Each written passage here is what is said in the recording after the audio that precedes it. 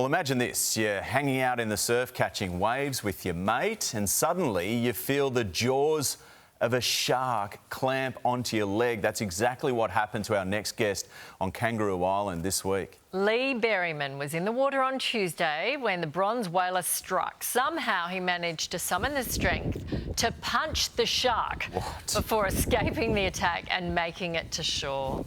And it may have just saved his life because Lee joins us live outside the hospital he's been treated in on Kangaroo Island. Lee, what a remarkable story this is. Just take us through the moment when you turn around, a shark's on your leg and you have to punch it in the gob. Well, very scary moment. As soon as I felt something on the back of my leg, I knew it was a shark. I've turned around and his nose is right near me. I actually didn't want to punch him in the mouth. I was getting him in the side of the nose because I didn't want to go anywhere near those teeth. Yeah. And I just yelled out, "Shark," in a horrible voice and just kept punching until he let go. So you looked him right in the eyes. I pretty well looked him right in the eyes. How frightened were you? I was scared, very scared. And you showed your As I own was teeth, looking is at that him. right? Yes, I did. Well, I was shouting at him, but I'm looking at him, he's looking at me, and I'm punching, and his sort of mouth is chomping sort of on my leg a bit. And yeah, I just knew I couldn't just sit there, so I started punching. And so, He's let go. yeah, so how hard were you punching and what was he doing when you were punching?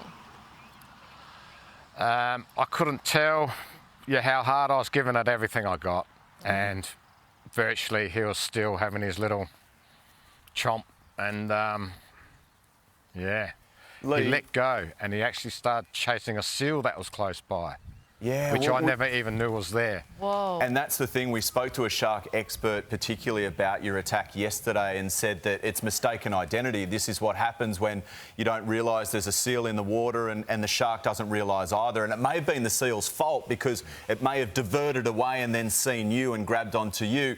At any point, and we do these stories regularly, particularly over this time of year, at any point did you think, I'm not going to get back onto land here, I might bleed out, I could die? For sure, that was my main concern, was bleeding out, because the shark came back to me a few times. All the footage you guys have seen is after the shark's bitten me. Wow. And yeah. Do you reckon your dad was watching over you? Well, it's interesting you should say that, because he has passed on, and I made a little memorial up there on the hill with his ashes under it. So I'd like to think he helped me through that. Oh, that's a lovely thought, isn't it? Yeah. Yeah. It's a horrific story, but a story nonetheless, and an amazing one to think that you're still here with us to tell it.